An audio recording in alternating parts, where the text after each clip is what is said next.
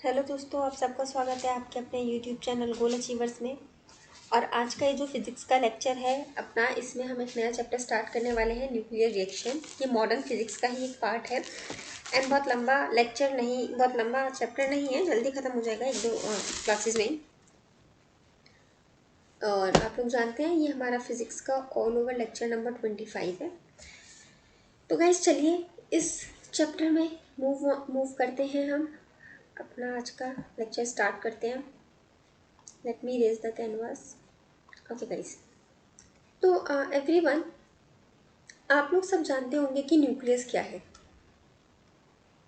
हम बहुत कुछ पढ़ चुके हैं, उसमें मैं आपको न्यूक्लियस का जिक्र कर भी चुकी हूँ।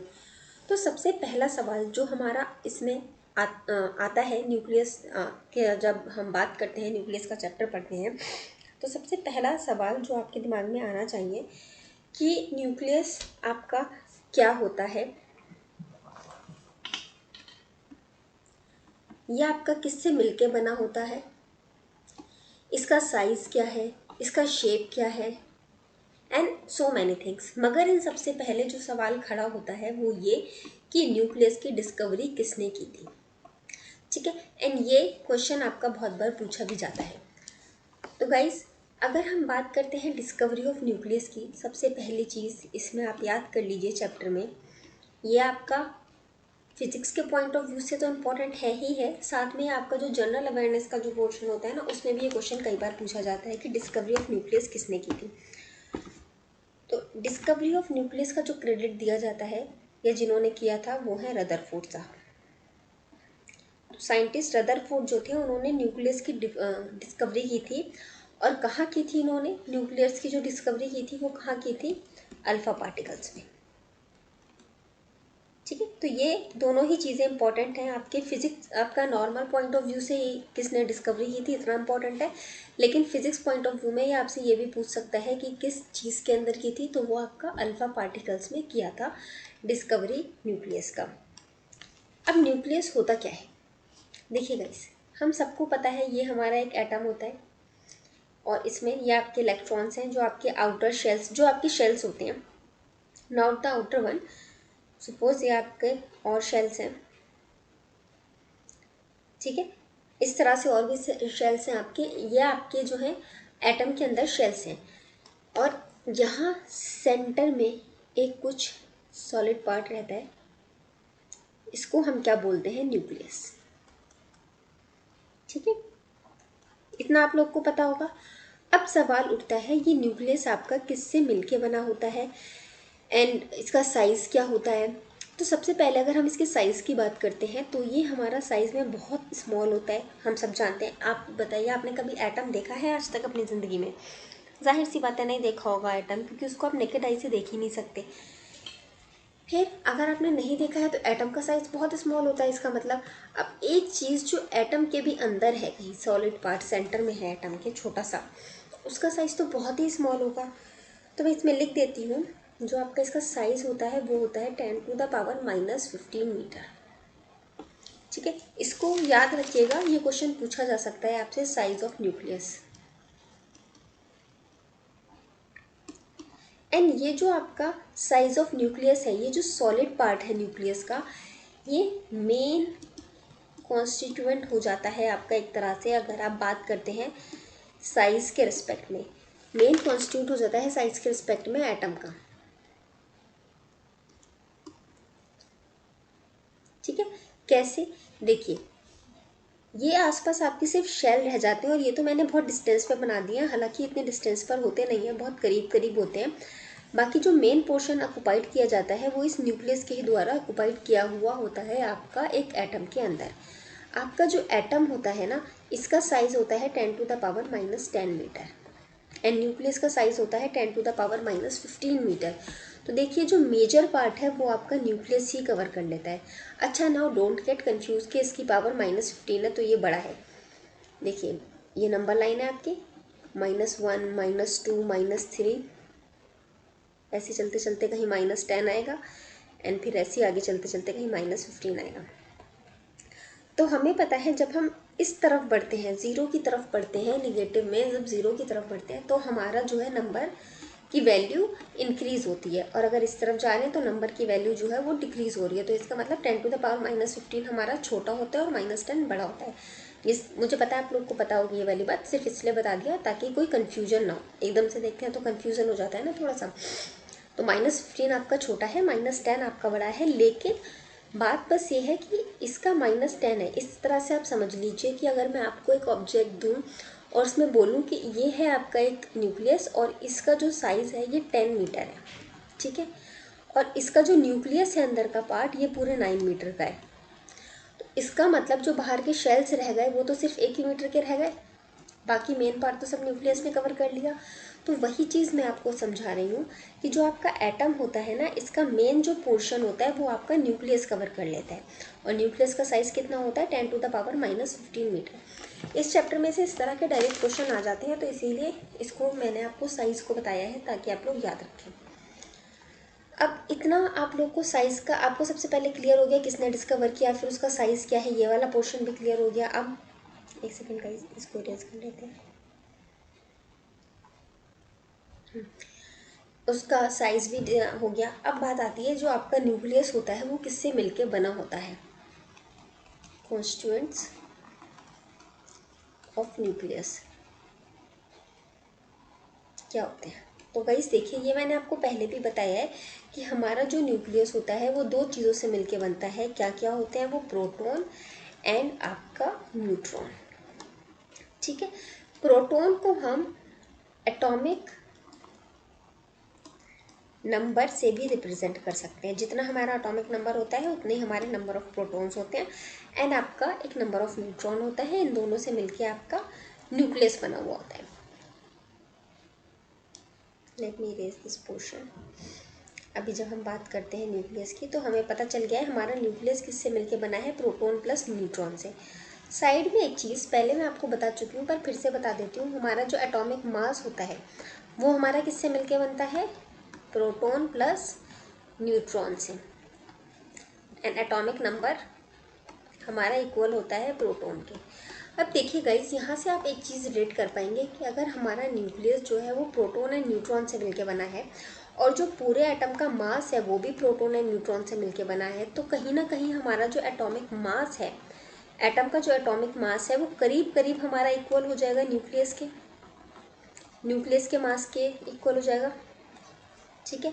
तो वही चीज़ जो मैंने अभी आपको बताई थी कि हमारा एटम में मेजर पोर्शन जो होता है वो हमारा न्यूक्लियस कवर कर लेता है। तो साइज़ में भी बहुत थोड़ा फ़र्क पड़ता है और इसी तरह से न्यूक्लियस का की वजह से मास भी हमारा ऑलमोस्ट एटॉमिक मास के इक्वल ही रहता है। तो इन दो चीज़ों से मिलके हमारा न्यूक्लियस जो है वो बनता है, ठीक है गाइस। अब एक चीज़ और आप लोग मुझे बताइए कि हाँ, हमारा भी हम देखते हैं न्यूक्लियस का रेडियस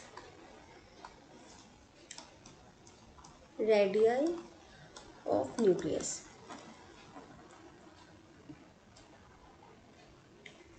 न्यूक्लियस की जो है वो रेडियस कितनी होती है हमारी, ये बताइए आप। देखिए, इसका एक फॉर्मूला है R=R0 A⁻⁴, ठीक है। यहाँ पर A हमारा क्या है? Atomic mass. R हमारा रेडियस, हमें जो भी न्यूक्लियस की निकालनी है वो, और R0 हमारा क्या है? ये हमारा क्वेश्चन में जो है कि एक कांस्टेंट होता है, क्वेश्चन में गिवन होता है। अगर नहीं गिवन है तो ये 1.2 से लेके 1.5 इंटू 10⁻⁻15 मीटर इस रेंज में रहता है। वैसे याद करने का नीड नहीं है, अगर ये पूछेगा तो आपको ये गिवन होगा। लाइक सपोज आपसे पूछ लिया जाएगा कि ऑक्सीजन का रेडियाई बताइए, ठीक है। एंड ये कांस्टेंट रेडियस आपको मान लीजिए 1.5 इंटू 10⁻⁻15 दे दिया, तो इसमें आपको क्या लिखना है? आपने ये वैल्यू लिखी नहीं, 1.5 इंटू 10⁻⁻15 इंटू एटॉमिक मास हमारा कितना होता है ऑक्सीजन का, हमें पता है 16 इसकी पावर 1/3, एंड देन सॉल्व करके आंसर आ जाएगा। Excuse me. तो गाइस, ये हमारा होता है रेडियाई ऑफ न्यूक्लियस का निकालने का फॉर्मूला। इसको कहीं इसको आप नोट डाउन कर लीजिएगा। इस चैप्टर के कॉन्टेक्स्ट में थोड़ा सा इम्पोर्टेंट फॉर्मूला है ये, ओके गाइस। अब हमने अभी बात कर ली साइज ऑफ न्यूक्लियस की भी बात कर ली हमने, ठीक है, एंड साथ में हमने अभी मास की भी बात करी। तो मैंने आपको क्या बताया था कि जो हमारा न्यूक्लियस, जो आपका एटॉमिक एटम का जो मास होता है वो करीब करीब आपके न्यूक्लियस के मास के इक्वल होता है, एंड जो साइज़ होता है वो भी आपके न्यूक्लियस के साइज़ के करीब करीब इतना ही होता है। तो इससे आप कहीं ये अंदाज़ा लगा सकते हैं कि जो आपका साइज़ ऑफ न्यूक्लियस है वो डायरेक्टली प्रोपोर्शनल होगा आपके जो एटम है, एटम के साइज़ का होगा ना। अगर आपका न्यूक्लियस का साइज़ सपोज, एक सेकेंड, ये है आपका एटम, इसके अंदर आपका है ये nucleus, this is your nucleus. अब सपोज अगर हमारे पास कोई ऐसा एटम आ जाता है जिसका न्यूक्लियस इतना बड़ा है, ठीक है, तो एटम कितना भी छोटा होगा इससे बड़ा होगा, न्यूक्लियस तो अंदर ही रहेगा ना एटम के, है ना, भले ही चाहे एक शेल ऊपर या दो शेल हो, लेकिन न्यूक्लियस तो बड़ा है, तो इसका मतलब आपका साइज ऑफ एटम भी बढ़ेगा, डायरेक्टली प्रोपोर्शनल हो गया। इसी तरह अगर आपका न्यूक्लियर मास बढ़ता है तो आपका एटम का मास भी बढ़ता है, ओके, एटॉमिक मास जिसे आप कहते हैं। तो ये दोनों एक दूसरे के, ये इसके डायरेक्टली प्रोपोर्शनल हो गया, ये इसके डायरेक्टली प्रोपोर्शनल हो गया। अब क्या है बात कि ये दोनों चीज़ें भी आपस में एक दूसरे के डायरेक्टली प्रोपोर्शनल है। अगर न्यूक्लियस का साइज़ बढ़ेगा तो उसका एटॉमिक मास भी बढ़ेगा। ये तो आप वैसे लॉजिक से भी सोच सकते हैं कि सपोज पहले कोई चीज़ इतनी बड़ी थी, अब मैं इतनी बड़ी चीज़ खरीद रहा हूँ तो इसका मास भी ज़्यादा होगा ना, जाहिर सी बात है कंपैरिजन में। वैसे कॉन्सेप्ट्स अगर आप देखेंगे तो उसमें आपको क्या समझ में आएगा कि अगर आपका साइज़ इंक्रीज़ हुआ है तो इसका मतलब उसमें नंबर ऑफ़ प्रोटॉन और नंबर ऑफ़ न्यूट्रॉन इंक्रीज़ हुए हैं, ठीक है। नंबर ऑफ़ प्रोटॉन और नंबर ऑफ़ न्यूट्रॉन अगर इंक्रीज़ हुए हैं तो इसका मतलब आपका, मैंने क्या बताया था कि मास, आपका एटॉमिक मास या न्यूक्लियस हमारा किससे मिलके बनता है, प्रोटॉन प्लस न्यूट्रॉन से। तो अगर आपके प्रोटॉन और न्यूट्रॉन इंक्रीज़ हो गए हैं तो इसका मतलब आपका एटॉमिक मास भी इंक्रीज़ होगा, है ना, क्योंकि आपका एटॉमिक मास भी प्रोटॉन प्लस न्यूट्रॉन से मिलकर बना हुआ होता है। तो अगर आपका साइज़ इंक्रीज़ हुआ है तो इसका मतलब प्रोटॉन एंड न्यूट्रॉन इंक्रीज़ हुए हैं। प्रोटॉन एंड न्यूट्रॉन इंक्रीज़ होंगे तो इनका जो सम होगा, एडिशन होगा, वो भी इंक्रीज़ होगा, और वो इंक्रीज़ होगा तो इसका मतलब आपका एटॉमिक मास भी इंक्रीज़ होगा, ओके। तो ये वाला कॉन्सेप्ट समझ में आया कि size of nucleus directly proportional होता है न्यूक्लियर मास के, and size of nucleus directly proportional होता है एटॉमिक साइज के, एंड न्यूक्लियस मास भी आपका डायरेक्टली प्रोपोर्शनल होता है एटॉमिक मास के। अब सपोज आपसे कोई बोल दे कि साइज ऑफ न्यूक्लियस इंक्रीज होता है तो आपका एटॉमिक मास पे क्या फ़र्क पड़ेगा, ठीक है, और ऑप्शन में देगा no change, same, double, twice या हाफ, कुछ भी ऐसे दे सकता है। तो क्या फ़र्क पड़ेगा, ये इसके डायरेक्टली प्रोपोर्शनल है तो जितना ये इंक्रीज़ करेगा वैसे ही ये भी इंक्रीज़ कर जाएगा। बाकी जो थोड़ा बहुत कांस्टेंट का फ़र्क पड़ता होगा वो उतना नहीं पूछेगा आपसे एग्जाम में। दिस इज़ द थिंग आपको याद रखना है, जो कि आपका size of nucleus is directly proportional to the atomic mass, okay, या फिर न्यूक्लियस मास। तो यहाँ तक मुझे लगता है आप लोगों को समझ में आ गया होगा। मैंने अभी तक ऐसा कुछ टफ या बिल्कुल अलग सा कुछ अभी आपसे पढ़ाया भी नहीं है आपको। अब देखिए गाइस, हमें पता है कि जब हम किसी एटम में न्यूक्लियस की बात करते हैं,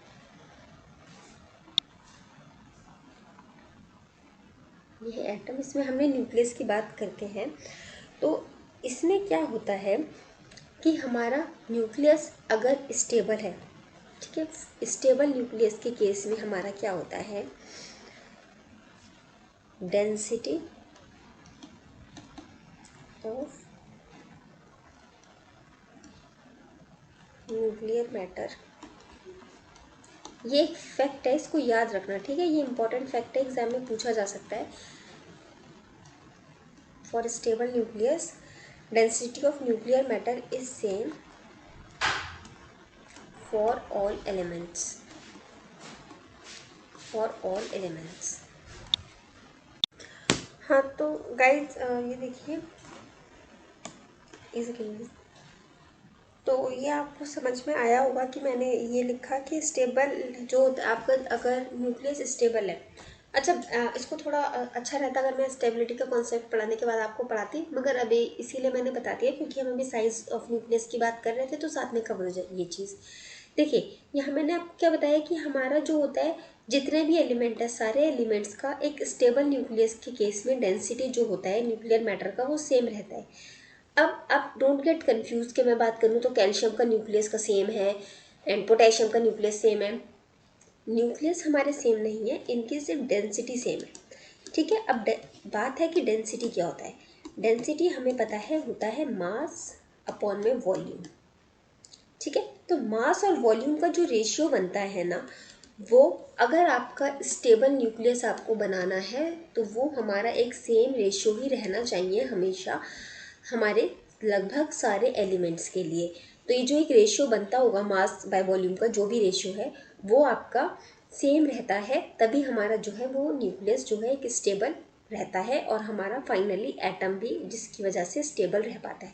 अच्छा, अब आप लोग बताइए कि अगर आपका न्यूक्लियस जो है स्टेबल नहीं है, ठीक है, न्यूक्लियस स्टेबल नहीं है, तो उस केस में क्या होगा ये कमेंट बॉक्स में बताइए जल्दी से। ओके, आगे देखने से पहले इस क्वेश्चन का आंसर दीजिए कि अगर न्यूक्लियस स्टेबल नहीं है तो उस केस में आपका क्या होगा। हम मूव करते हैं अपने नेक्स्ट टॉपिक पे जो कि है हमारा स्ट्रक्चर ऑफ न्यूक्लियस पे। ठीक है, स्ट्रक्चर ऑफ न्यूक्लियस में पहली बात हमारी वही आएगी कि हमारा न्यूक्लियस के कंपोनेंट कौन कौन से होते हैं। तो कंपोनेंट मैंने आपको बता दिए हैं न्यूक्लियस के हमारे कौन कौन से होते हैं। प्रोटॉन होता है एंड हमारा एक दूसरा कंपोनेंट होता है न्यूट्रॉन। ओके गाइस, तो चलिए एक बनाते हैं फिगर। ये है हमारा एक न्यूक्लियस। ठीक है, एटम नहीं है, अब ये न्यूक्लियस आ गया हमारे पास। इस न्यूक्लियस में हमारे पास है कुछ प्रोटॉन, ठीक है, एंड हमारे पास कुछ है न्यूट्रॉन। ठीक है, तो इस तरह से हमारा न्यूक्लियस का स्ट्रक्चर हो गया। अब सवाल ये आता है कि ये जो हमारा न्यूक्लियस है ये हमारा स्टेबल कैसे रहता है। ठीक है, आपसे मैंने भी सवाल पूछा है स्टेबल नहीं रहेगा तो क्या होगा, लेकिन अब मैं आपसे पूछ रही हूँ कि अगर स्टेबल रहता है तो वो कैसे स्टेबल रहता है। तो देखिए गाइस, हमने हमेशा से पढ़ा है कि हमारा जो एटम है वो स्टेबल होता है। ठीक है, क्यों? क्योंकि हमारे number of proton and number of electron equal हो जाते हैं और ये एक दूसरे को बैलेंस कर देते हैं। अगर कभी ये इम्बैलेंस होते हैं, सपोज कि इलेक्ट्रॉन एक हमारा निकल गया किसी वजह से, तो हमारा क्या होता है वो हमारा पॉजिटिवली चार्ज आयन हो जाता है। अगर इलेक्ट्रॉन गेन कर लेता है तो नेगेटिव चार्ज आयन हो जाता है और फिर वो किसी और के साथ पेयरिंग कर लेता है। लाइक अगर हमारा क्लोरीन है, ठीक है, ये अभी आपका स्टेबल है। अब सपोज इसमें इसके पास एक इलेक्ट्रॉन गेन हो गया, ये इलेक्ट्रॉन निकल गया इससे, तो क्या होगा ये निगेटिवली चार्ज हो जाता है। फिर ये आपका हाइड्रोजन का पॉजिटिव इसको कहीं दिखता है, फिर ये आपस में पेयरिंग कर लेते हैं और आपका HCl बना लेते हैं। लेकिन इन जनरल आपका अगर हम बात करें तो हमारे नंबर ऑफ प्रोटॉन और इलेक्ट्रॉन जो होते हैं वो हमारे इक्वल होते हैं, तो हमारा उस केस में जो एटम है वो स्टेबल हो जाता है। अब बात अगर हम न्यूक्लियस की करते हैं तो हमारा न्यूक्लियस स्टेबल कैसे होता है। इसमें तो हमारा प्रोटॉन है और न्यूट्रॉन है, इलेक्ट्रॉन तो है ही नहीं जो हम बोले कि प्रोटॉन और इलेक्ट्रॉन की वजह से स्टेबल हो गया। इसमें हमारा जो न्यूक्लियस है उसका स्टेबल होने के पीछे हमारे दो रीजंस होते हैं। दो रीजंस कौन कौन से हैं मैं पहले वो बता देती हूँ आपको। एक तो पहला रीज़न जो है आपका वो है न्यूक्लियर फोर्स, न्यूक्लियर फोर्स, और दूसरा है इसका रीज़न आपका इलेक्ट्रोस्टैटिक फोर्स,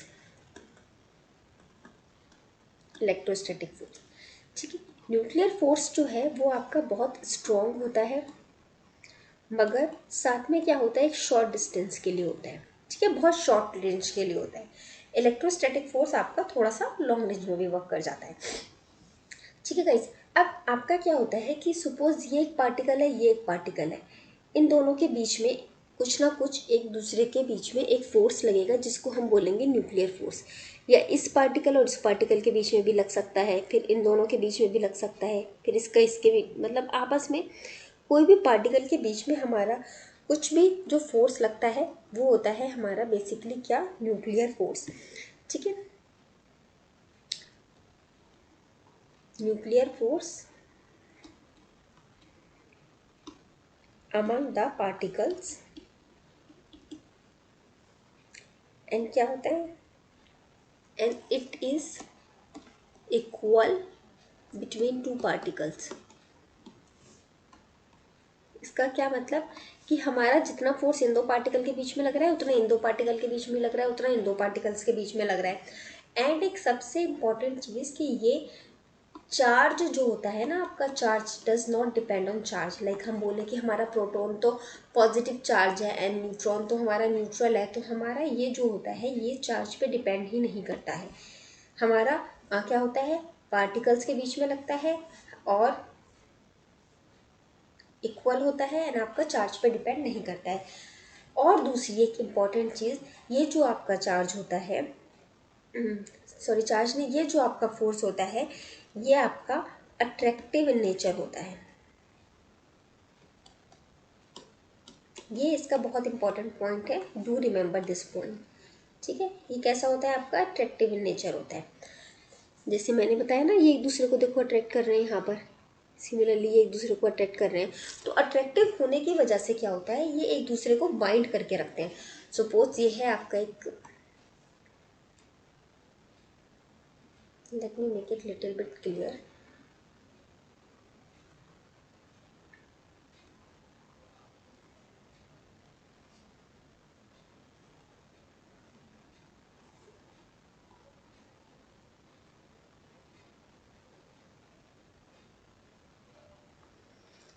अब ये है आपका, ये दोनों एक दूसरे को अट्रैक्ट करेंगे और ये आपस में क्या होगा, फोर्स जो आपका इनके बीच में फोर्स लगेगा वो इस फोर्स के इक्वल होगा और ये आपस में एक दूसरे को अट्रैक्ट करेंगे। अट्रैक्ट होने से क्या होगा, ये एक दूसरे को बाइंड करके रखेंगे।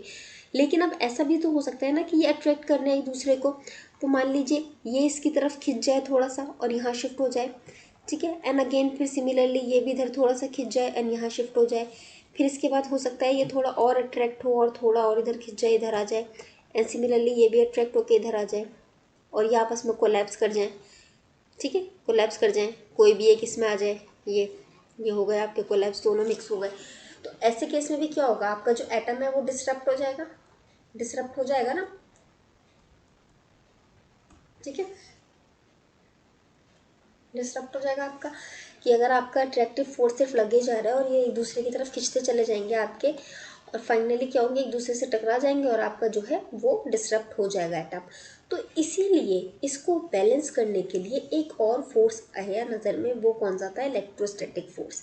इलेक्ट्रोस्टैटिक फोर्स भी आपका क्या होता है, वो आपका दोनों प्रोटॉन्स प्रोटॉन्स के बीच में लगता है, क्योंकि इलेक्ट्रोस्टैटिक से मतलब आ गया कि आपका ये यहाँ पर कुछ ना कुछ चार्ज का रोल प्ले होगा। तो चार्ज हमारा सिर्फ प्रोटॉन के बीच में होता है, तो ये आपका प्रोटॉन एंड प्रोटॉन के बीच में लगता है।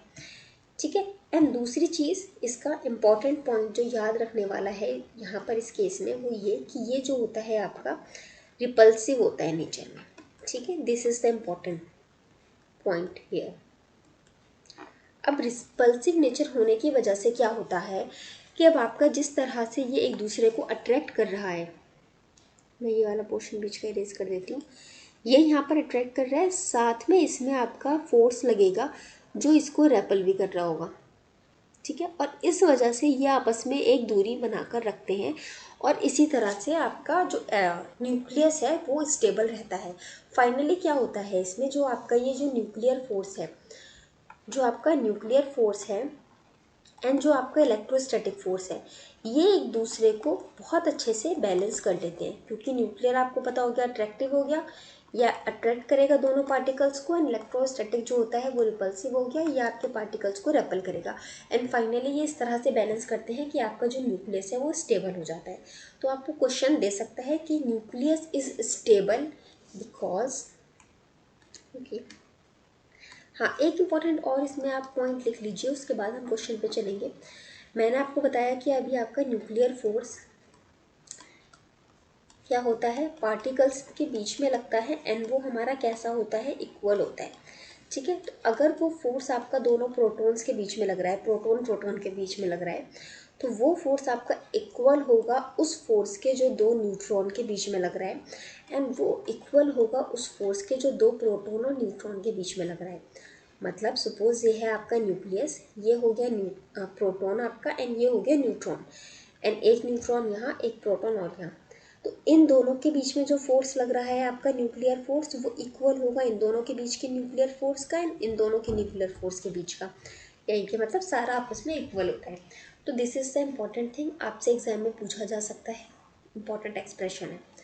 ओके, एक चीज़ और मैं अगर आपसे पूछती हूँ यहाँ पर क्वेश्चन में कि nucleus is stable due to, ठीक है, आपको ऑप्शन में दे देगा equal number of proton and electron, ठीक है, ये फर्स्ट ऑप्शन होगा और मैक्सिमम बच्चे ये चीज़ लगा कर आएंगे। क्यों? क्योंकि हमने कॉन्सेप्ट हमेशा से यही पढ़ा है कि equal number of proton and electron, ये कॉन्सेप्ट सही भी है लेकिन एटम के केस में।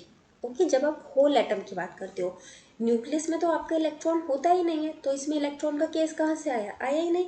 बच्चे क्या होंगे, इसी ऑप्शन के साथ कन्फ्यूज हो जाते हैं।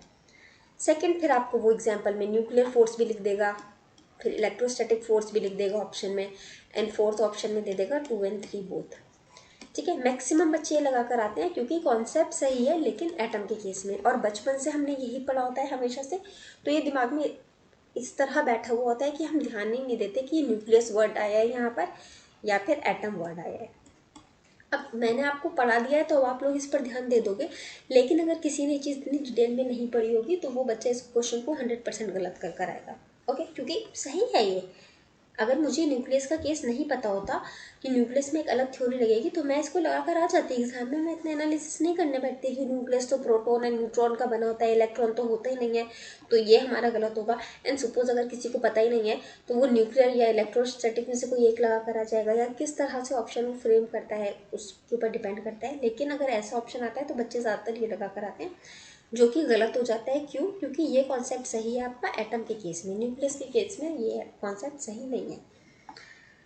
स्टेबिलिटी ऑफ द न्यूक्लियस आपको समझ में आ गई कि कैसे होती है, क्यों होती है, ठीक है गाइस। अभी हम एक चीज़ और देखते हैं कि अगर हमारा स्टेबिलिटी ऑफ न्यूक्लियस आपने पढ़ी, अभी समझ में भी आ गई होगी, मुझे लगता है नहीं है ये समझ, तो प्लीज़ कमेंट बॉक्स में पूछिएगा। अगर आपसे मैं पूछूं stability of heavy metals, heavy metals में आपका केस क्या होता है स्टेबिलिटी का न्यूक्लियस का, ठीक है। देखिए गाइस, इसमें भी क्या होगा, सपोज ये है आपका न्यूक्लियस, हैवी मेटल है। देखिए, अगर हैवी मेटल होने से आप क्या समझते हो, यहाँ पर हैवी मेटल है मतलब उसका मास ज़्यादा है। मास कब ज़्यादा होता है? जब आपका साइज़ ज़्यादा होता है ना। साइज़ ज़्यादा है मतलब अगर पहले कोई एटम था इतना साइज़ उसका था, तो अब हमारे पास जो न्यूक्लियस है उसका, जो एटम है उसका जो न्यूक्लियस है उसका साइज़ इतना हो सकता है बड़ा, ठीक है। तो सपोज एक बड़ा सा साइज़ हो गया, यहाँ पर एक ये प्रोटॉन हो गया, इस तरह से आपका कहीं कहीं प्रोटॉन है, न्यूट्रॉन है। अब क्या होता है इस केस में, आपका ये जो प्रोटॉन है, ये जो प्रोटॉन है इस पे और किसी प्रोटॉन की वजह से कुछ रिपल्सिव फोर्स लग रहा होता है। कौन सा वाला? इलेक्ट्रोस्टैटिक, इलेक्ट्रोस्टैटिक फोर्स लग रहा होता है कहीं से, ठीक है। ये बाहर इसको लेकर जाएगा ये फोर्स, इलेक्ट्रोस्टैटिक फोर्स, Fe लिख देती हूँ, ठीक है।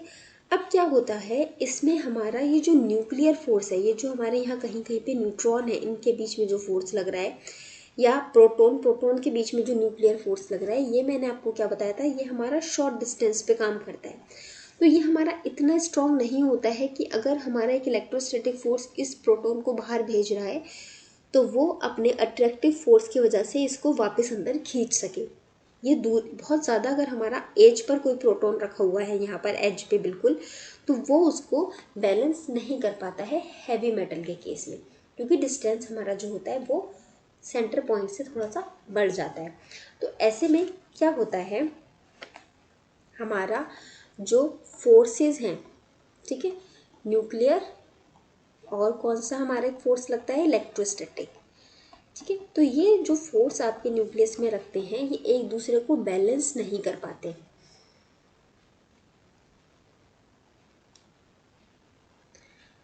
फोर्सेस डजंट गेट बैलेंस्ड,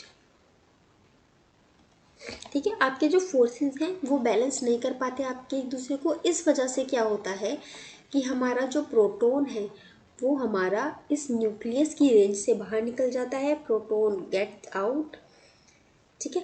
अब जब ये बाहर जाता है तो ये जब यहाँ से निकलेगा एकदम से बाहर, तो इसके आसपास कुछ और पार्टिकल होंगे, चाहे वो न्यूट्रॉन भी हो सकता है या कुछ और। Actually not the neutron, neutron नहीं निकलेगा, उसमें थोड़ी ज़्यादा मेहनत अलग लग जाएगी न्यूट्रॉन को तो निकालने के लिए, वो क्योंकि चार्ज नहीं होता है ना। तो खैर इसके साथ हो सकता है कुछ और प्रोटॉन भी साथ में निकल जाते हैं, सिर्फ एक नहीं निकलता है, साथ में कुछ और प्रोटॉन भी निकल जाते हैं आपका। Get out with some other particles बोल दीजिए, या बेसिकली तो वो प्रोटॉन को भी लेके निकलता है साथ में। मैं सिर्फ पार्टिकल ही यहाँ पे वर्ड यूज़ करती हूँ। अब पार्टिकल वर्ड मैंने यहाँ पे क्यों यूज़ किया है वो आपको भी आगे बताऊँगी मैं, ठीक है। तो हमारा साथ में कुछ निकल जाता है और हमारा जो न्यूक्लियस है वो फाइनली इनस्टेबल हो जाता है, अनस्टेबल हो जाता है, ठीक है। एंड सपोज हमारा ये न्यूक्लियस पहले इतना बड़ा था, यहाँ पर ये प्रोटॉन था और ये 2-3 प्रोटॉन और थे, ये अपने साथ लेकर इसको निकल गया बाहर, तो हमारा ये जो न्यूट्रॉन है, ये न्यूक्लियस जो है वो छोटा रह जाता है, ठीक है। अब मैंने आपको जो बताया था कि हम एक क्वेश्चन पूछा था स्टेबल नहीं होता है तो क्या होता है, तो देखिए अब ये स्टेबल नहीं था तो क्या हुआ, इसमें से हमारे कुछ प्रोटॉन बाहर निकल गए और हमारा जो है न्यूक्लियस का साइज़ कम हो गया। तो साइज़ कम हो गया तो इसको हम क्या कह सकते हैं, अगर हमारा साइज़ कम हो रहा है तो इसे हम क्या कह सकते हैं कि हमारा न्यूक्लियस जो है वो डिके हो गया, और इसी प्रोसेस को हम कहते हैं रेडियो एक्टिव डिके, ठीक है। ओके गाइस, तो जब आपको अपना इंटरनल कुछ आपका अगर आपको कुछ एक्सटर्नल फोर्स नहीं लगाना पड़ा, उसका इंटरनली हमारा कुछ इस तरह का चेंजेस हुआ कि आपका कोई प्रोटॉन बाहर निकल गया साथ में कुछ और पार्टिकल्स को लेके, एंड फाइनली आपका जो न्यूक्लियस का साइज था वो डिके हो गया, तो उसे हम क्या कहते हैं, रेडियो एक्टिव डिके, ठीक है। अब मैंने आपको बताया था कि मैंने यहाँ पर वर्ड पार्टिकल्स लिखा इंस्टेड ऑफ प्रोटॉन, क्यों, क्योंकि हमने देखा है रेडियो एक्टिव डिके के केस में, पढ़ा चुकी हूँ मैं आपको रेडियो एक्टिव वाला चैप्टर, अगर आपने नहीं पढ़ा है तो प्लीज़ उसको चेक कीजिएगा, इससे पहले वाले चैप्टर वही पढ़ाए हैं। तो उसमें मैंने आपको बताया था कि हमारा कोई भी डिके होता है, चाहे वो अल्फा था या चाहे वो बीटा था या वो गामा था, साथ में आपका कुछ भी निकल रहा था, उसमें प्रोटॉन निकल रहा था, मतलब जैसे अल्फा में हीलियम का निकल रहा था आपका, एटॉमिक नंबर डिक्रीज हुआ है तो इसका मतलब उसमें से प्रोटॉन निकला, इलेक्ट्रॉन निकला, जो भी उसमें चेंजेस हो रहा है, साथ में हमारा क्या इसमें निकल रहे थे, आप लोगों को अगर याद हो, आपका न्यूट्रिनोज निकल रहे थे, जो मैंने क्या बताया था कि ये चार्ज लेस होता है, ठीक है, मास लेस होता है, मगर इसके पास स्पिन होता है। तो इस तरह के कुछ पार्टिकल्स होते हैं वो रिलीज होते हैं साथ में, तो उनको भी मैंने इंक्लूड करके यहाँ पर पार्टिकल्स वर्ड लिखा इंस्टेड ऑफ प्रोटॉन। याद है मैंने बताया था, एक बिस्किट का एग्जांपल दिया था, सपोज ये बिस्किट है, इसको बीच में से हाफ तोड़ते हो तो कुछ कुछ बीच में आपका चूरा सा गिर जाता है, लेकिन अगर आप इस चूरे को एक चूरे का पार्टिकल उठा के काउंट करोगे तो इसका ना तो कुछ चार्ज निकलेगा ना तो कुछ मास निकलेगा, मगर ये इसमें से कम तो हुआ है, ठीक है। ऐड ऑन करने से भी इसके वेट या मास पे कोई बहुत ज़्यादा फर्क पड़ने वाला नहीं है, और निकलने से भी कोई फर्क पड़ा नहीं है, आपके पास अच्छे खासे 2 बड़े पीस मिल जाते हैं, इस चूरे से कोई फर्क पड़ता नहीं है, बट फिर भी ये निकलता है और इससे कोई फर्क भी नहीं पड़ता है। तो इसी तरह से न्यूट्रिनो होता है कि ये चार्जलेस एंड मासलेस चीज़ होती है, निकलती है साथ में, इससे कोई फर्क नहीं पड़ता है बट साथ में निकलता है, ठीक है। तो ये जो प्रोसेस होता है इसको हम क्या बोलते हैं, रेडियो एक्टिव डिके। एक चीज़ और आपने अगर नोट किया होगा इस बुक में, तो मैंने यहाँ पर वर्ड लिखा था हैवी मेटल्स। तो आपको याद होगा, आपका जो रेडियो एक्टिविटी का कॉन्सेप्ट हमने जो पढ़ा है वो हमने हमेशा हैवी मेटल्स के केस में पढ़ा है, ठीक है। आपने कभी ये चीज़ देखी कहीं पर कि आपका हाइड्रोजन का एटम डिके हो गया, बताइए, नहीं होता है ना। देखिए कार्बन 14 का आप लोग एग्जाम्पल देंगे कि वो डेटिंग वगैरह के लिए हम यूज़ करते हैं, वो एक है, लेकिन वो क्या है, कार्बन 14 एक आइसोटोप है, ओरिजिनल जो आप प्रोडक्ट टेबल का देखते हैं वो कार्बन 12 होता है, ठीक है। तो वो एक्सेप्शनल केस में हम हटा देते हैं, बाकी मेनली अगर आपने देखा होगा तो आपने यूरोनियम देखा होगा, पोलोनियम देखा होगा, बैरियम देखा होगा, तो ये सब क्या है, हैवी मेटल्स, मतलब जिनका साइज ज़्यादा है या जिनका एटॉमिक नंबर ज़्यादा है, एटॉमिक मास ज़्यादा है, हमेशा हमने उन्हीं में ही अपना रेडियो एक्टिविटी का कॉन्सेप्ट देखा है। अब आपको समझ में आ गया होगा कि हमारे जो हैवी मेटल्स हैं उनमें ही रेडियो एक्टिविटी क्यों होती है, क्यों होती है, क्योंकि हमारे जो प्रोटॉन होते हैं बाहर की तरफ वाले, इन पे जो आपका फोर्स लगता है, न्यूक्लियर एंड इलेक्ट्रोस्टैटिक फोर्स, ये एक दूसरे को बैलेंस नहीं करते हैं, और आपका प्रोटॉन जो है वो न्यूक्लियस से बाहर निकल जाता है साथ में कुछ और पार्टिकल्स को लेके, एंड फाइनली आपका जो न्यूक्लियस है वो डिके कर जाता है, क्योंकि इसमें से कुछ प्रोटॉन निकल गया तो ऑब्वियस सी बात है छोटा हो जाएगा, श्रिंक हो जाएगा, तो उसको हमने फिजिक्स की लैंग्वेज में क्या बोल दिया, डिके। और इस प्रोसेस को जब ये डिके अपने आप हो रहा है, क्योंकि इसमें आपने एक्सटर्नल कुछ फोर्स नहीं लगाया, तो इसे हम क्या बोलते हैं, रेडियो एक्टिव डिके। तो मुझे लगता है यहाँ तक आपको बहुत अच्छी तरह न्यूक्लियस का रिलेशन, न्यूक्लियस का कॉन्सेप्ट समझ में आ गया होगा, न्यूक्लियस का, ठीक है, कि क्या होता है, कैसे होता है, कैसे बनता है, एंड इसको फिर रेडियो एक्टिविटी से कैसे कनेक्ट हम लोग करते हैं, जो हम बोलते हैं कि ये decay, alpha decay, beta decay, and वो न्यूक्लियस की वजह से डिके हो रहा है, न्यूक्लियस में चेंज होता है हमारा एक्टिव न्यूक्लियाई। मैं आपको पढ़ा रही थी जब रेडियो एक्टिविटी चैप्टर पढ़ा रही थी, तो ये न्यूक्लियस कैसे रेडियो एक्टिविटी से रिलेटेड है, ये कॉन्सेप्ट भी आपको अच्छे से समझ में आ गया होगा मुझे लगता है। अगर कोई डाउट है, कुछ समझ नहीं आया है, तो प्लीज़ कमेंट बॉक्स में पूछिए, या फिर आप चाहें तो उससे जो टेलीग्राम ग्रुप है अपना, वो उसमें भी पूछ सकते हैं। अच्छा गाइस, मैंने एक चीज़ और आप लोगों से पूछी थी, आगे बढ़ने से पहले चलिए मैं उस चीज़ को दोबारा डिस्कस कर देती हूँ। मैंने आप लोगों से पूछा था कि उसमें सिर्फ एक ही स्टूडेंट, एक दो लोगों ने आंसर किया भी है, बाकी आप लोग पता नहीं क्या पूरा लेक्चर नहीं देखते हो, क्या करते हो, उन लोगों को एटलीस्ट आंसरिंग तो करा करो ना अगर कुछ पूछती हूँ। पहला इंपॉर्टेंट ये मैंने पूछा था कि फिजिक्स में हमारा मॉडर्न फिजिक्स खत्म होने वाला है, एक दो लेक्चर्स को और रह गए, उसके बाद हम नेक्स्ट टॉपिक क्या पढ़ें, ऑप्टिक्स पढ़ें, ठीक है, या फिर सेमीकंडक्टर वाला एक चैप्टर है वो पढ़ें, या फिर हम इलेक्ट्रिक एंड मैग्नेटिक फील्ड में चले जाएं, ठीक है, ये फिर एक साथ कवर होगा, ये अलग चलेगा, ये अलग चलेगा। तो आपको जो भी तीनों में से टॉपिक पढ़ना है प्लीज़ उसे कमेंट बॉक्स में बताइए, क्योंकि फिर मैं उसी के हिसाब से आगे का मटेरियल बनाऊंगी ना। ऐसा नहीं कि मैंने सारा मटेरियल बना के रख दिया है, बस आप जो भी टॉपिक हमारा चलता है उस हिसाब से मैं बनाते चलती हूँ। मटेरियल है मेरे पास, बट सारा दोबारा से कलेक्ट करना पड़ता है ना, पुराना मटेरियल हो गया सब, उसमें न्यू क्वेश्चंस जो आपके अभी रिसेंट एग्जाम्स में आए हैं उसके हिसाब से नए क्वेश्चंस देखने पड़ते हैं। एक चीज़ ये पूछी थी, दूसरा मैंने आपसे टेस्ट सीरीज़ के रिगार्डिंग कुछ चीज़ें पूछी थी कि मैं पता नहीं ऑनलाइन प्लेटफॉर्म तो प्रोवाइड करवा पाऊँगी या नहीं करवा पाऊँगी अभी। अगर हो जाता है तो वेल एंड गुड, मैं आपको ज़रूर प्रोवाइड करवाऊँगी। अगर नहीं होता है तो मैं ये कर सकती हूँ कि आपको PDF की फॉर्म में एक मॉक क्वेश्चन पेपर्स प्रोवाइड करवा सकती हूँ, सिर्फ इतना कर पाऊँगी मैं। अगर आप लोग इससे ओके हैं तो please to let me know, and comment box में प्लीज़ इन दो चीज़ों के आंसर आप मुझे कर दीजिए, ताकि मैं उसी हिसाब से आगे चीज़ें करूँ ना। फिर अचानक से एकदम से कुछ नहीं हो पाएगा ना, पहले से पता होता है कि अच्छा बनाना है पेपर, तो उसी हिसाब से इंसान अपना टाइम मैनेज करता है। तो गाइस अभी हम न्यूक्लियर रिएक्शन पे नहीं जाएंगे, उस पर फिर मैं जब फ्यूज़न और फ्यूज़न पढ़ाऊँगी तभी उस पर चलेंगे। और गाइस एक चीज़ और था कि अगर आपको ये लेक्चर अच्छा लगता है, इसमें कुछ भी आपको नया जानने को मिलता है, तो प्लीज़ इसे लाइक कीजिए, एंड इस वीडियो को प्लीज़ शेयर कीजिए, एंड मेरे चैनल को प्लीज़ सब्सक्राइब कीजिए गाइस, थैंक यू, प्लीज़ इसको कर दीजिए। रेस कर रही हूँ, ज़्यादा टाइम वेस्ट नहीं करूँगी सब में। बस क्या होता है ना यार, लाइक वाइक कोई करता है ना तो मोटिवेशन मिलता है, अच्छा बच्चों को अच्छा लग रहा है, सुन के पढ़ के अच्छा लगता है। अगर आप लोग लाइक वगैरह करते हो या अच्छा अच्छा कमेंट करते हो तो मन करता है और वीडियोस बनाने को, और जब कोई रिस्पांस नहीं आता है ना तो फिर ऐसा लगता है यार कोई देख भी रहा है, मैं फालतू में मेहनत करे जा रही हूँ। तो चलिए गाइस हम चलते हैं अपने नेक्स्ट टॉपिक की तरफ, और ये है हमारा आइंस्टीन मास। ये बहुत फेमस सी है इक्वेशन, बहुत से लोग आप में से जानते होंगे आइंस्टीन एनर्जी मास इक्वेशन। अब आइंस्टीन एनर्जी मास इक्वेशन क्या है, आप लोग में जानते ही होंगे, एनर्जी इक्वल्स टू mc², ठीक है। यहाँ पर अगर हम बात करें ये ई की, तो ई क्या है, ये है हमारा एनर्जी जो कि एसोसिएटेड है किससे, मास से। अब गाइस देखिए, ये मैंने डायरेक्ट रिलेशन लिख दिया है, इसका डेरिवेशन करने जाओगे तो नहीं हो पाएगा, रिक्वायर्ड भी नहीं है आपके एग्जाम के पॉइंट ऑफ व्यू से, एंड बहुत ज़्यादा लंबा चौड़ा फिर उसमें कॉन्सेप्ट आ जाएगा आपका, ओके। तो ई क्या है आपका, energy associated with the mass, कौन सा मास, ये वाला मास, या फिर आप कह सकते हैं इसको एटॉमिक मास जो होगा आपका, उससे जो आपका एसोसिएटेड होगा आपकी एनर्जी वो। एंड c² क्या है, यह आपका एक तरह से कांस्टेंट है, ठीक है, कांस्टेंट कोफिशिएंट है।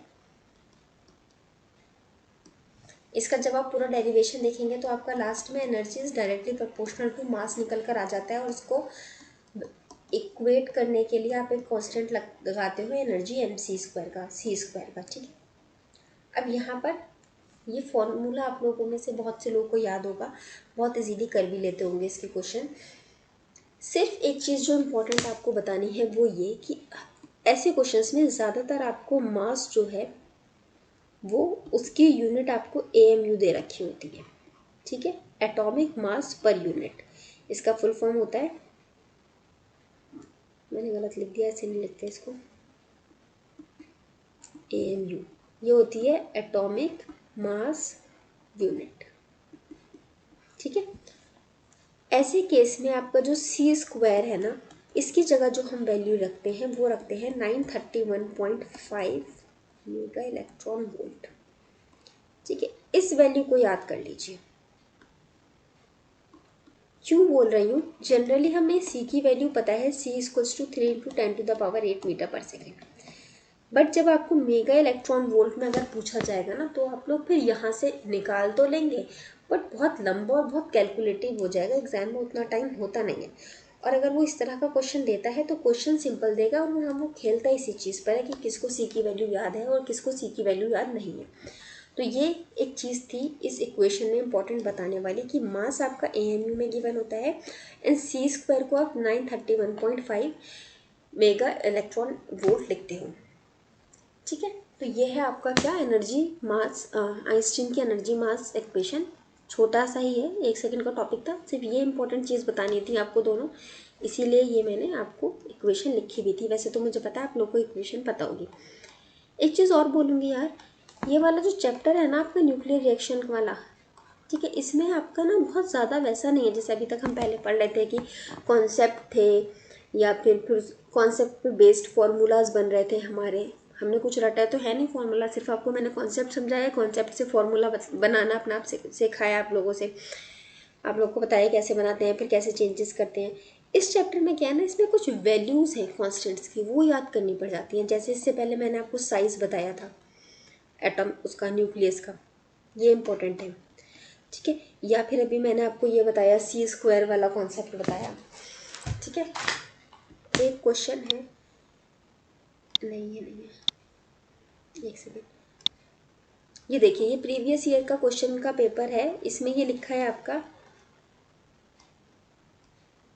ये क्वेश्चन है क्वेश्चन नंबर 5, आप लोग रीड कर लीजिए अगर आपको विजिबल है तो। The positron is an anti particle of an electron having the same mass but opposite charge to electron, then the minimum energy released in annihilation of matter of a pair of electron and positron is nearly। अब इसका 1.02 मैं देख कर answer बता सकती थी क्योंकि मैंने इस तरह के कांस्टेंट इसमें पढ़े हैं, बाकी इसमें जो वर्ड्स दे रखे थे टफ टफ, इसमें कोई भी इंसान कंफ्यूज हो जाएगा। एंड मैं जब पेपर को चेक कर रही थी इसके आप लोग का वही प्रीवियस ईयर क्वेश्चंस करवाने के लिए, जब मैं इस पेपर को चेक कर रही थी तो मुझे ये क्वेश्चन मिला इस चैप्टर से, और वो भी इतना कांस्टेंट पे बेस्ड। बाकी मैंने अभी और चैप्टर्स इतना ढूंढा नहीं है, बाकी पेपर्स में भी देखे नहीं है, जब आएंगे वो तब मैं देखूंगी तो आपको वो भी करवा दूंगी, उसके लिए आप फिक्र मत कीजिए। बट आपको बताने का रीज़न ये था कि अगर आप प्रीवियस ईयर क्वेश्चन पेपर भी देखेंगे ना, तो भी आपका जो आया हुआ है वो आपका कांस्टेंट पे बेस्ड क्वेश्चन आया हुआ है, डायरेक्टली कांस्टेंट पूछा हुआ है कि क्या कांस्टेंट होगा इसका आंसर, ठीक है। तो इसीलिए इस चीज़ का थोड़ा सा ध्यान रखिएगा कि आपको ना डायरेक्टली कांस्टेंट पूछ सकता है वो कि क्या हो सकता है। जैसे अभी अगर आपसे पूछ ले वो एनर्जी आपका आइंस्टीन का एनर्जी मास इक्वेशन में सी स्क्वायर कितना होता है, ठीक है, सी स्क्वायर नहीं पूछेगा वो, ये पूछेगा एनर्जी मास इक्वेशन। अब ये रेज नहीं होगा ऐसे, in Einstein energy mass equation the conversion coefficient, उसको ना आप कांस्टेंट भी बोल सकते हो या कन्वर्जन कोफिशिएंट भी टर्म यूज़ कर सकते हो वहाँ पे। कन्वर्जन कोफिशिएंट इज नियरली, ठीक है, ऑप्शंस दे देगा बहुत सारे, कुछ भी, ठीक है। Third option is 931.5,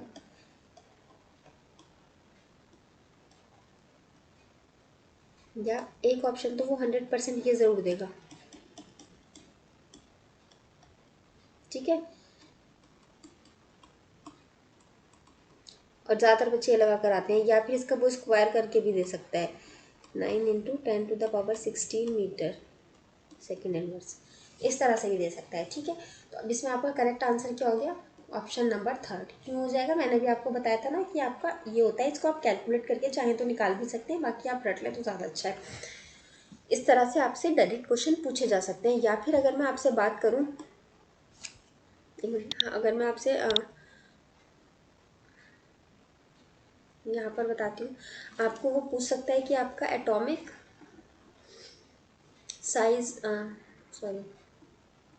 size of nucleus is nearly equal to, दे देगा बहुत सारे ऑप्शन,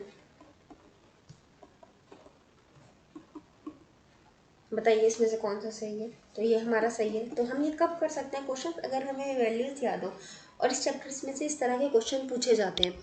या फिर एक क्वेश्चन आपको वो दे देगा इस तरह का कि आपके क्वेश्चन में पूछ लेगा कि चलिए अभी हमने वो चीज़ पढ़ी नहीं है, आगे हम पढ़ेंगे coolant and fission and fusion, जब हम पढ़ेंगे तब हम उन चीज़ों को पढ़ेंगे डिटेल में, तभी मैं करवाऊँगी। अभी क्वेश्चन दे दूँगी तो वो समझ में वैसे भी नहीं आने वाले।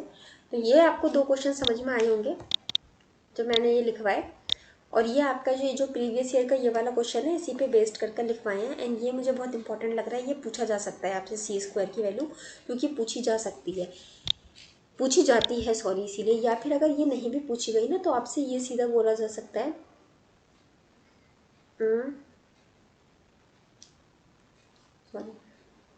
Calculate the Einstein energy associated with mass 2 ठीक है। अब आप बताइए इसको कैसे करेंगे, बताइए कुछ। अगर आपको यही नहीं पता है एएमयू किसकी यूनिट है, अभी तक आपने पढ़ी है, इस चीज़ को नहीं पढ़ा है, कैसे करेंगे इस तरह के क्वेश्चन सॉल्व। देखिए हमें पता है एनर्जी इक्वल्स टू mc² होता है, हमें ये एनर्जी पता है क्या है, ये हमारी आइंस्टीन की एनर्जी है जो कि एसोसिएटेड होती है एक मास के साथ। मास कितना है वो भी हमें दे दिया, तो हम लिख देंगे 2। अब c² की वैल्यू हमें नहीं पता, ज़्यादातर बच्चे इसमें क्या करते हैं 3 × 10⁻8 का स्क्वायर, और अगर अभी आप में से किसी लोग का नहीं पता होता तो आप लोग भी यही कर आते हैं। बट सिंस अब तो हमें इसकी सही वैल्यू पता है तो हम अपनी सही वैल्यू इसमें पुट कर देंगे, एंड देन इसको हम अब अपना जो है आगे सॉल्व कर देंगे। तो 2 3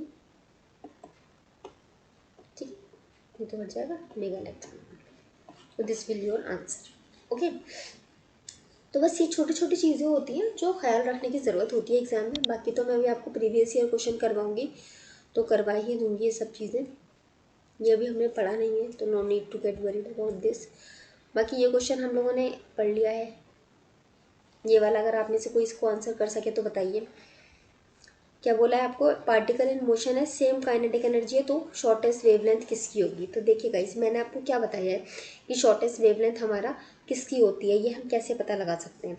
अगर हम डी ब्रॉगली इक्वेशन की तरफ चलते हैं, H/md ये होता है, तो हमारी वेवलेंथ किसकी सबसे कम होगी, जिसका हमारा मास ज़्यादा होगा। या ओके मैं आपको ये नहीं बताऊँगी, अब तो बता दिया है, बट फिर भी मैं भी इससे आगे कुछ नहीं समझाऊंगी। मुझे याद है मैंने जो आपको क्वेश्चंस डिस्कस करवाए हैं ना, क्वेश्चंस जो मैंने आपके साथ डिस्कस करे हैं बहुत सारे, जो मैंने आपके साथ क्वेश्चंस डिस्कस करे हैं ना आपके इस चैप्टर से, डी ब्रॉगली वेवलेंथ वाला ड्यूअल नेचर वाला जो चैप्टर है, इसमें जो मैंने आपके साथ क्वेश्चंस डिस्कस करे हैं ना, उसमें मैंने इस तरह का क्वेश्चन डिस्कस ज़रूर करा होगा 100% में श्योर, भले ही उसका लैंग्वेज अलग हो या कुछ और अलग हो, इस तरह क्वेश्चन मैंने ज़रूर डिस्कस किया होगा। आप उस वीडियो को देखिएगा एंड आपको पूरा अच्छे से कॉन्सेप्ट क्लियर हो जाएगा। ठीक है गाइस, तो मुझे लगता है ये आपको थोड़ा समझ में आ गया होगा मैं क्या कहना चाह रही हूँ, बताना चाह रही हूँ आपको कि किस तरह के क्वेश्चन आपसे पूछते हैं एग्जाम में। तो अब हम वापस चलते हैं अपने टॉपिक की तरफ जो हम पढ़ रहे थे, इसको इरेज करते हैं। एंड अब अपना जो नेक्स्ट टॉपिक है वो है बाइंडिंग एनर्जी। सॉरी गाइज आज आपकी वीडियो बहुत लेट हो जाएगी, 12:30 तो अभी ऑलरेडी हो चुके हैं, let me check the time. चलिए गाइज एंड करते हैं अच्छी वीडियो यहीं पर, अभी ये आगे ना कल से कंटिन्यू करेंगे, क्योंकि 1-2 टॉपिक्स हैं, फिर अपना कल फिशन एंड फ्यूज़न वगैरह भी पढ़ना है, कुछ और इम्पोर्टेंट चीज़ें हैं वो भी देखनी है। उसके बाद ही हम आगे इसको लेके चलते हैं। फ़िलहाल इस वीडियो को मैं यहीं एंड करती हूँ। अगर आपको ये लेक्चर्स अच्छे लगते हैं तो please guys do like them, क्योंकि अगर आप लोग लाइक नहीं करेंगे तो मुझे मोटिवेशन कैसे मिलेगा, मुझे पता कैसे चलेगा कि आप लोग को अच्छा भी लग रहा है कि नहीं अच्छा लग रहा है। एंड शेयर कीजिए एंड प्लीज़ सब्सक्राइब कीजिए मेरे चैनल्स को, जल्दी से सब्सक्राइबर बढ़वा दीजिए। And thank you very much for giving your time. So hairs the end of the video guys. मैं एंड करती हूँ इसे।